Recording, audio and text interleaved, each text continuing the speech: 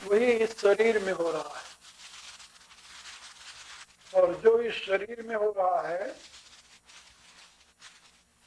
वही इस विश्व में हो रहा है, और जो कुछ शरीर और विश्व में हो रहा है वह आधारहीन नहीं है, कारणहीन नहीं है, वह अपने कारण में भी विद्यमान है। ये तीन बात है। उस कारण को अधिदैव कहते हैं और कार्य को अधिभूत कहते हैं, और वही पिंड रूप में जो व्यष्टि भाव को प्राप्त हुआ उसे अध्यात्म कहते हैं।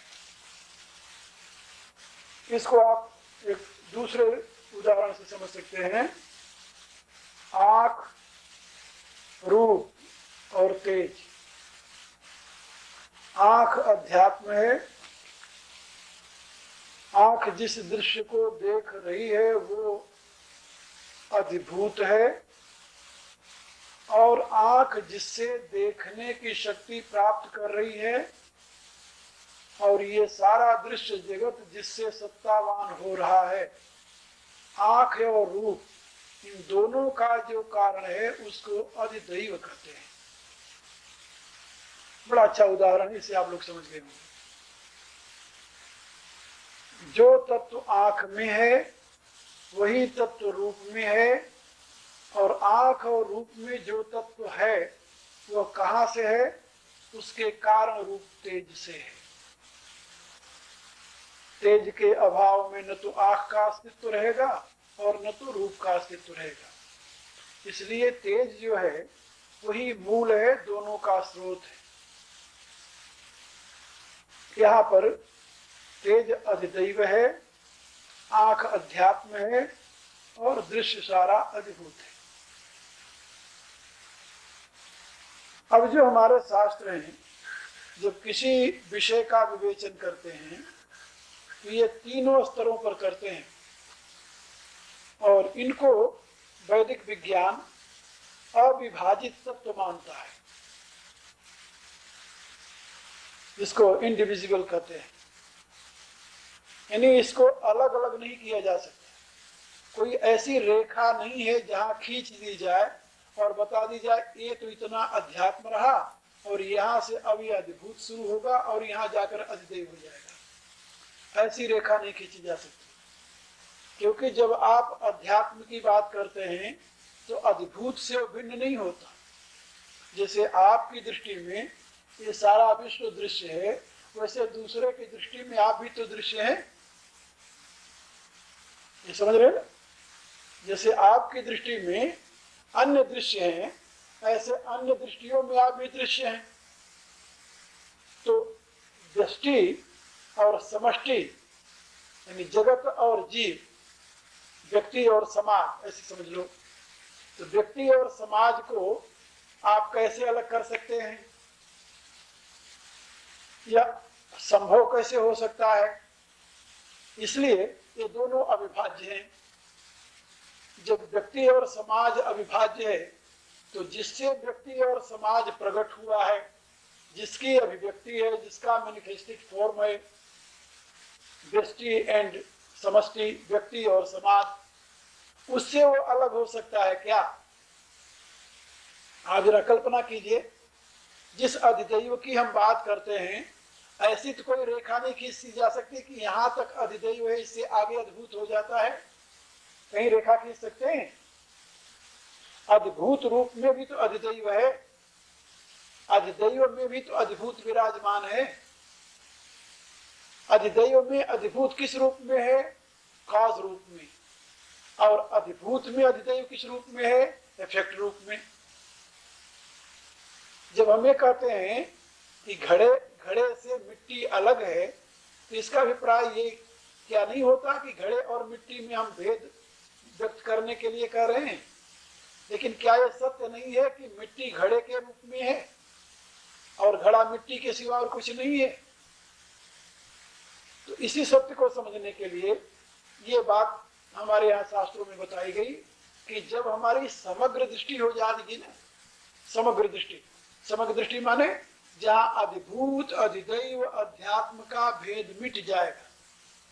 समग्र दृष्टि जब हो जाएगी तब हम सत्य को यथार्थ रूप से समझ पाएंगे। लेकिन सत्य को समझने के लिए जहां से हमें यात्रा प्रारंभ करनी है, जहां से हमें यानी समझने के लिए प्रस्थान करना है, वहां हमारे दृष्टि में ये तीन होंगे।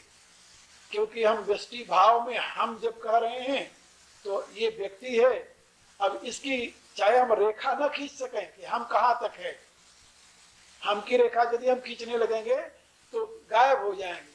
एक संत हुए हैं भारत में, उनका नाम था रहीम खान खाना, मुसलमान संत थे, भगवान राम के अनन्य चरणानुरागी थे। तो रहीम खान खाना ने अपने एक दोहे में लिखा है, सोरठे में, बिंदु में सिंधु समान का इट इज ग्रेट वंडर। बिंदु में सिंधु समान, ocean merge into draw. How it can be possible? बिंदु में ये तो हो सकता है कि सिंधु में बिंदु समान, इन drop can merge into ocean, that is process, that is natural. लेकिन it is unnatural that ocean merge into drop. He told, yeah, I am telling that is correct. It is not only speculation or imagination. This is fact. बिंदु में सिंधु समान को अचरज कासो कहे. This is very wonder. But कौन कहे, किससे कहे इस अचरज को? तो कहता मैं अनुभव कर रहा हूं। हेरत हार हिरान रहीमन अपने आप में। कहता मैं खोजने चला था लेकिन मैं अपने आप में ही खो गया, खोजने वाला ही खो गया। हेरन हार हिरान, हेरने वाला माने खोजने वाला ही, हिरान माने खो गया। किसमें खो गया? बोले रहीमन अपने आप में खो गया, किसी और में नहीं खोया। तो रहीम खान खाना की ये अनुभूति जो है ये सर्वमान्य सत्य है और सर्वानुभूत सत्य है। आपकी भी यही अनुभूति हो सकती है यदि आप उस तरफ आगे बढ़ेंगे तो आप भी यही समझेंगे, यही जान पाएंगे कि आपका इंडिविजुएशन जो है, जहां तक आप देखते जाएं एक एक करके, क्या ये आपका इंडिविजुअल है? कहेंगे नहीं, ये तो नहीं है, ये तो यूनिवर्सल एनर्जी का मैनिफेस्टेड फॉर्म है। फिर क्या है? जहां पर आप ढूंढते ढूंढते चले जाएंगे, ये नहीं, ये नहीं, ये नहीं, इसको हमारे यहाँ कहते हैं नेति नेति। नेति नेति माने न इति न इति न इति, यह नहीं, यह नहीं, यह नहीं, यह नहीं, कहते कहते चले जाएंगे आप। तो जहां पर बोलने वाला बैठा हुआ है ना, जो बोल रहा है यह नहीं, यह नहीं, यह नहीं कर रहा है, वो यह नहीं कहने वाले के जब वहां पहुंच जाएंगे आप, जो यह नहीं कह रहा है, तो आखिर में आप मौन हो जाएंगे और कहेंगे यह नहीं, वो भी नहीं है। एक पद मैंने संकेत किया है, स्थूल तन है पंचभूतों से बना जाना गया, सतरज मिलाकर इंद्रियों का तान भी ताना गया, चाचर अनेकों भांत की है वासना कारण कहा, एक कार्य माया के सभी मैं ही नहीं मेरा कहा। छंद का शीर्षक है मैं ही नहीं मेरा कहा। जब मैं का ही पता नहीं है तो मेरे का अस्तित्व कहां से आएगा? तो आप अपने आप को, जो व्यष्टि भाव है, इसको आप ढूंढने लगे तो ये भी नहीं मिलेगा। और न तो जब व्यष्टि नहीं रहेगा तो मैं नहीं रहेगा तो मेरा कहां से आएगा? और मैं और मेरे के बगल में ही तय और तेरा हो जाता है। मेरी खुदी ने मैं बनाया मुझको। वो कहता है कि मेरी खुदी ने मैं बनाया मुझको। यदि मैं न होता तो खुदा होता, यदि मैं न होता तो क्या होता है? कल्पना करो, समुद्र में एक तरंग उठी और तरंग ने आवाज दी कि मैं हूं। यदि वो मैं रूप में तरंग न होती तो वहां क्या होता है? समुद्र होता ना, कि और कुछ होता? समुद्र होता। फिर लहर के अस्तित्व का कहीं अता पता है? तो मेरी खुदी ने मैं बनाया मुझको, तो कहता मेरी खुदी नहीं बनाया और किसी और ने नहीं। जो मैं न होता तो खुदा होता, ये मैं ही बीच में झगड़ा है। स्वामी राम तीर्थ गाया करते थे, न मैं बंदा न खुदा था मुझे मालूम न था, दोनों इल्लत से जुदा था मुझे मालूम न था। तो कहते थे दोनों इल्लत, इल्लत माने उपाधि, वेदांत में इसे उपाधि कहते हैं और फारसी में इसे इल्लत कहते हैं। तो न मैं बंदा न खुदा था मुझे मालूम न था, दोनों इल्लत से जुदा था मुझे मालूम न था। ये बंदा और खुदा, जीव और ईश्वर, ये दोनों सोपाधिक हैं, दोनों उपाधियां।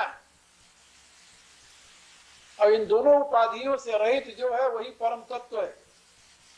या दोनों उपाधियां नहीं है और एक उपाधि लगते ही दूसरी खड़ी हो जाती है। यानी मैं कहते ही इंडिविजुएशन को खड़ा करते ही यूनिवर्सलिज्म सामने तैयार हो जाता है। मैं के अतिरिक्त जो कुछ है सभी दूसरा है, और वो जो दूसरा है उसको तुम ईश्वर कह दो। लेकिन जहां मैं की गति ही समाप्त हो जाए वहां ईश्वरत्व कहां रहेगा, किसके आधार पर रहेगा? तो मैं आप लोगों को केवल ये बता रहा था कि ये अनुभूति का विषय, ये त्रिविध बोध, अध्यात्म, अधिदैव और अधिभूत, व्यवहार में ये तीन हैं लेकिन तत्वतः एक है। हमारे यहाँ इसको दो प्रकार की सत्ता कह करके अवबोधन कराया गया है, व्यवहारिक सत्ता और पारमार्थिक सत्ता। पारमार्थिक सत्य क्या है कि अध्यात्म, अधिदैव, अधिभूत नाम की कोई चीज नहीं, एक अखंड अनंत परम सत्य तत्व है जिसे ब्रह्म कहते हैं। इसलिए यजुर्वेद का अंतिम वाक्य है ओम खम ब्रह्म। लेकिन यह है परमार्थिक सत्य। लेकिन व्यवहारिक सत्य क्या है कि वही जो एक अखंड अनंत खम सर्वव्यापी आकाश स्वरूप ब्रह्म है, वही स्वयं को दो रूपों में अभिव्यक्त किए हुए है। एक जगत रूप है, दूसरा जीव रूप है। जीव रूप में वह विभिन्न प्रकार की क्रियाओं में क्रीड़ा कर रहा है और जगत रूप में विभिन्न प्रकार के साधनों, वही साधक है, वही साधन है, और दूसरे शब्दों में वही साध्य भी है। जो आप समझे ना, वही साधक है, वही साधन है और दूसरे रूप में वही साध्य भी है। विनय पत्रिका में गोस्वामी जी ने इसका बहुत सुंदर विवेचन किया है, इन विषयों का बहुत सुंदर विवेचन किया है।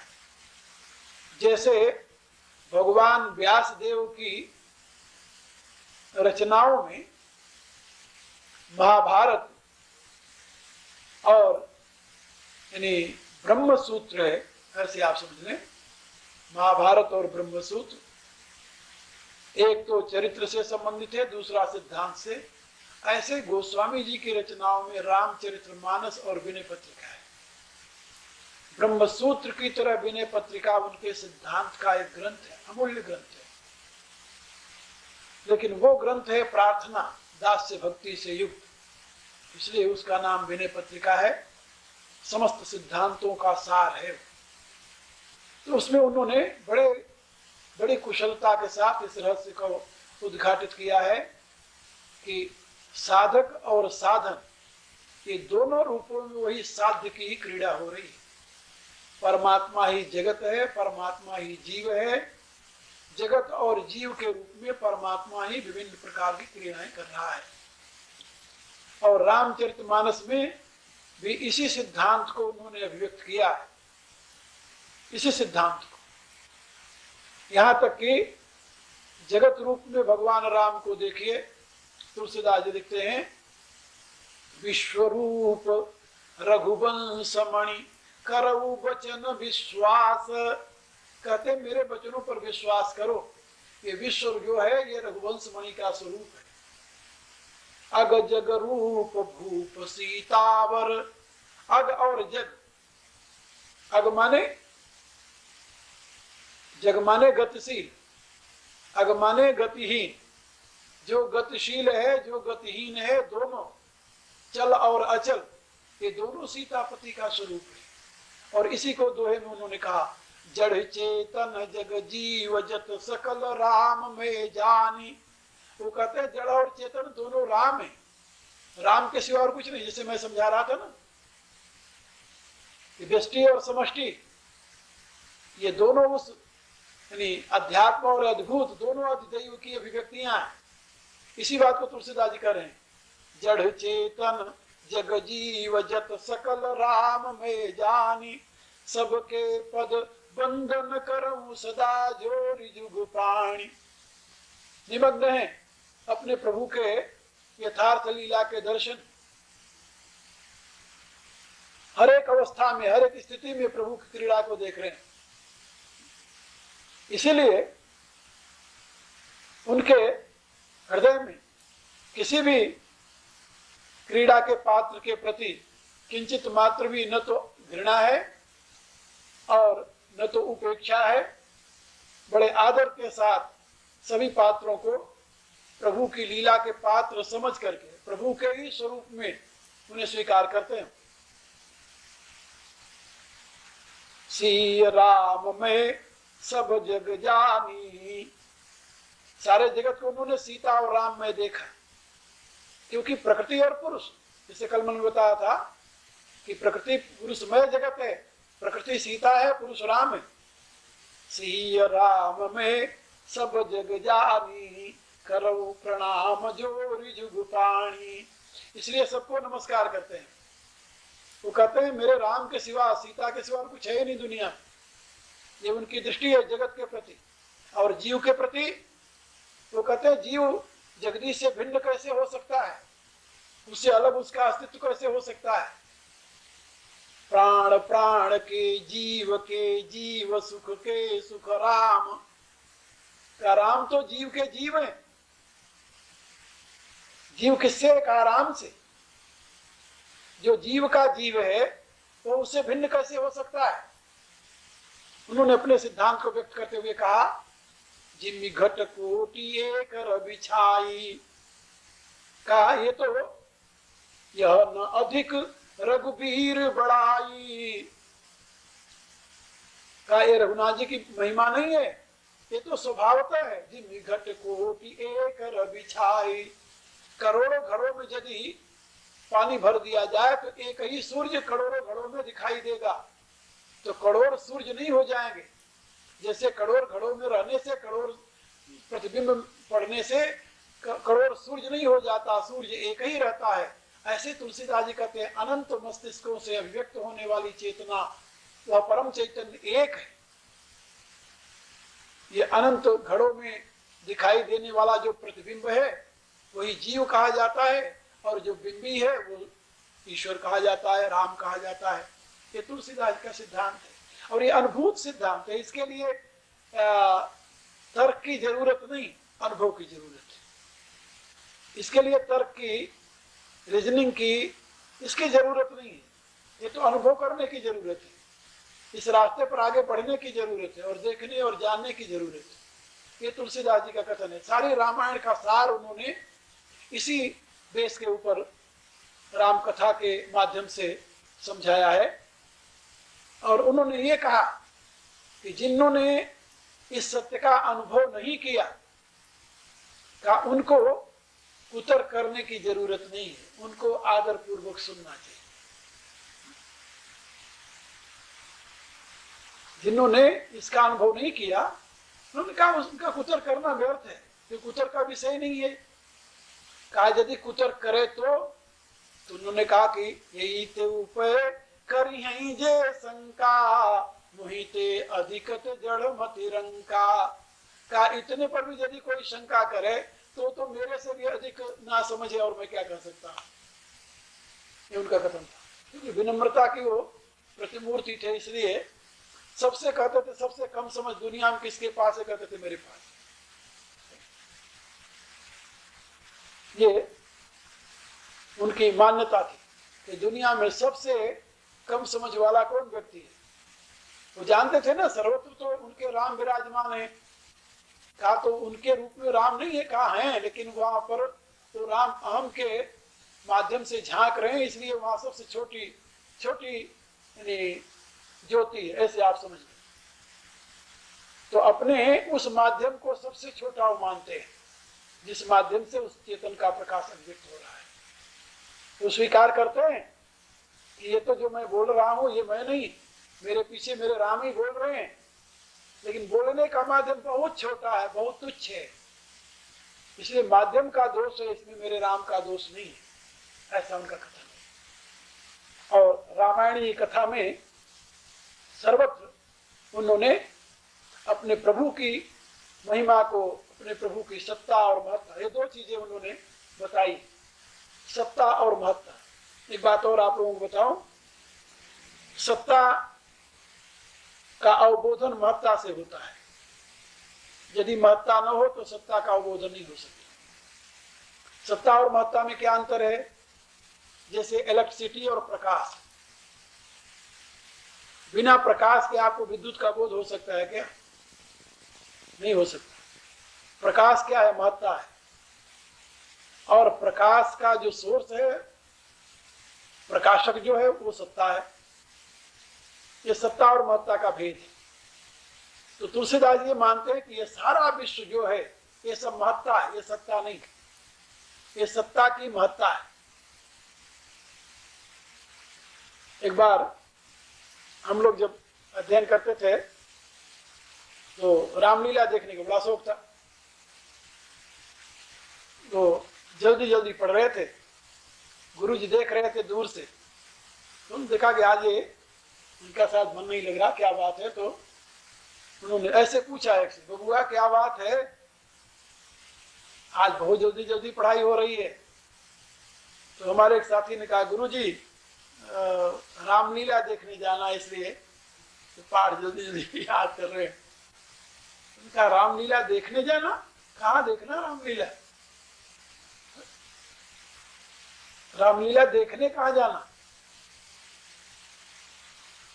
तो कहने लगे कि आजकल रामलीला हो रही ना, दशहरा के दिन है, तो बताया अमुक जगह हो रही, वहां जाना है। अरे कहा, भले आदमी, रातों दिन तुम रामलीला रामायण पढ़ते हो और ये सोचते हो कि रामलीला वहां हो रही वहां देखने जाओगे, ये सारी दुनिया में जो हो रही ये किसकी लीला है? ये जो कुछ तुम देख रहे हो ये क्या है? ये किसकी लीला है? ये हमारी लीला है या तुम्हारी लीला है? किसकी लीला है? ये तो सारी राम की लीला है। रामलीला के तुम ये क्यों समझते हो कि जहां रावण और राम के पुतले खड़े होकर के इधर से उधर प्ले कर रहे हैं वही रामलीला है? सृष्टि में जो कुछ हो रहा है क्या है? रामलीला हो रही है, सब कुछ रामलीला है सही माने में। तब वो बात समझ में नहीं आती थी, तब लगता था कि ये अतिवाद, अर्थवाद जिसको हम मानते हैं, ये अर्थवादी दृष्टिकोण है। लेकिन आप समझते हैं कि नहीं, यही बात है। जो कुछ लीला हो रही किसकी है? राम की लीला हो। किसकी? राम की न चाहि सोई होई, करई अन्यथा अस नहीं कोई। जो राम करना चाहते हैं वही होता है, उसको अन्यथा कर दे, किसमें ऐसी शक्ति है? अपन देखते नहीं रातों दिन, बहुत सी ऐसी क्रियाएं हैं अपन चाहते हैं वो नहीं होती, और बहुत ऐसी क्रियाएं हैं जो अपन नहीं चाहते हो जाती हैं। जो बिना चाहे हमारे हो रही हैं और जो चाहने पर भी नहीं हो रही हैं, ये दोनों स्थितियां किसकी दी हुई हैं? यदि अपनी मन की होती, अपनी लीला होती, तो जो चाहते वो कर लेते, लेकिन नहीं, चाहते कुछ और है, होता कुछ और है। हाँ, कभी कभी चाही हुई बात भी हो जाती है। कब हो जाती है? कहा जो उसकी चाह से समर्थित होती है और हमारी चाह भी पूरी हो जाती है, और जो ईश्वर इच्छा से विपरीत इच्छा है वो कभी पूरी नहीं होती। इसलिए जो कुछ हो रही लीला ये प्रभु की ही लीला है, प्रभु की लीला के सिवा और कुछ नहीं है। हाँ, इसमें तुलसीदास जी ने दो बातें बताई है कि प्रभु की लीला के दो रूप है, एक निर्गुण लीला है, दूसरी सगुण लीला है। लीला सगुण जो कहूं बखानी, सोई स्वच्छता करई मलहानी। तो उन्होंने कहा कि लीला के दो रूप है, एक सगुण रूप है, दूसरा निर्गुण रूप है। का सगुण रूप और निर्गुण रूप में कितना अंतर है? का ये जो अनंत ब्रह्मांड की सृष्टि चल रही है और जो कुछ हो रहा है सृष्टि में, ये निर्गुण की लीला है। इसके पीछे जो लीलाधर बैठा हुआ है उसको अपन नहीं देख रहे। देख रहे हैं क्या? नहीं देख रहे। ये निर्गुण राम है, सब में रमण करने वाला राम है। जो राम सब में रमण कर रहा है उसकी लीला को कौन देखेगा, कौन जानेगा? लेकिन हाँ, समझ लेते हैं, स्वीकार कर लेते हैं। तुलसीदास ने कहा निर्गुण रूप सुलभ अति, बड़ा सुलभ है, समझ लेते हैं, स्वीकार कर लेते हैं। ये लीला उसकी हो रही, ये निर्गुण की लीला हो रही है। लेकिन जब वही निर्गुण निराकार निरीह निरंजन ब्रह्म करुणावशात जीव समुदाय पर दया करके सगुण साकार श्री विग्रह में अवतरित हो जाता है, रामकृष्ण आदि रूपों में प्रकट हो करके उस समय जो लीला करने लगता है वो सगुण लीला है, वो निर्गुण की लीला नहीं, वो सगुण की लीला है। का निर्गुण की लीला में और सगुण की लीला में भेद क्या है? तुलसीदास जी ने कहा लीला सगुण जो कहो बखानी, सोई स्वच्छता करे मलानी। का अंतर ये होता है कि जो निर्गुण की लीला है उसमें दोनों प्रकार की अभिव्यक्तियां होती हैं। कौन कौन? तो तुलसीदास ने एक लंबी लिस्ट गिनाई। दुख सुख पाप पुण्य दिन राति, साधु साधु सुजाति कुजाति, दानव देव ऊंचे नीचू, अमीय सुजीवन माहुर मीचू, माया ब्रह्म जीव जगदीशा, लक्ष्य लक्ष्य रंग अवनीसा, काशी मग सुर सरि क्रमनासा, मरु मारो मही देव गवासा, स्वर्ग नरक अनुराग विरागा, निगमागम गुण दोष विभागा, जड़ चेतन गुण दोष में विश्व की न करतार। ये उसकी निर्गुण की लीला है। इसमें सर्वत्र आपको दो पहलू दिखाई देंगे, सर्वत्र दो पहलू दिखाई देंगे। आप उसमें एक पहलू नहीं देख सकते। यानी ये गुण अवगुण साना, तुलसीदास ने कहा ये निर्गुण की जो लीला है ये विधि प्रपंच गुण अवगुण शान, ये इसमें गुण और अवगुण दोनों सने हुए। सानना तो जानते हैं ना, जैसे मिट्टी सानी जाती है, आटा साना जाता है, ऐसे समझ लो। तो गुण और अवगुण दोनों सने हुए होते हैं। निर्गुण की लीला में गुण और दोष सना हुआ है, इसको अलग अलग करना बड़ा मुश्किल है। लेकिन सगुण की लीला में केवल गुण गुण होता है, वहां दोष नहीं होता। इतना अंतर है। सगुण लीला में दोष नहीं है समस्त। इसीलिए भगवान रामानुजाचार्य जी ने कहा कि समस्त सद्गुणों का जो समष्टि पुंज है वही हमारा भगवान है। कहा ब्रह्म और भगवान में क्या अंतर है? कहा जो सत असत दोनों से युक्त है, जिसमें समस्त विरोधी गुण समाश्रय लेते हैं, वो तो ब्रह्म है। लेकिन जो समस्त सद्गुणों का पुंज है, जिसमें दुर्गुण नाम की कोई कल्पना नहीं है, जो समस्त सद्गुणों का आकर है, जिसमें दोष नाम की कोई कल्पना नहीं है, वो हमारा भगवान है। तो जो भगवान की जो सगुण लीला है, सगुण लीला में दोष के लिए स्थान नहीं है, तो बिल्कुल निर्मल है, निर्दोष है। उसमें शुद्ध सतोगुण वर्तता है। निर्गुण लीला में तीनों गुण वर्तते हैं, सतोगुण भी है, रजोगुण भी है, तमोगुण है, क्योंकि तीनों गुणों का संचालक है। उसके प्रकाश में तो तीनों गुण चलते हैं निर्गुण की लीला में। लेकिन जब सगुण की लीला होती है तो उसके प्रकाश में तीनों गुण नहीं, उसके प्रकाश सगुण तो केवल शुद्ध सतोगुण का समाश्रय लेकर के ही लीला किया करता है। वहां पर रजोगुण और तमोगुण के लिए स्थान नहीं होता। यही तो उसकी महत्ता है, नहीं तो महत्ता क्या होगी? यही उसकी महत्ता है। जब हम कभी सगुण लीला का चिंतन करें तो देखेंगे उसमें कहीं भी हमें रजोगुण और तमोगुण का लेस नहीं मिलेगा, शुद्ध सतोगुण का प्रवाह चलेगा। जैसे एक उदाहरण से आप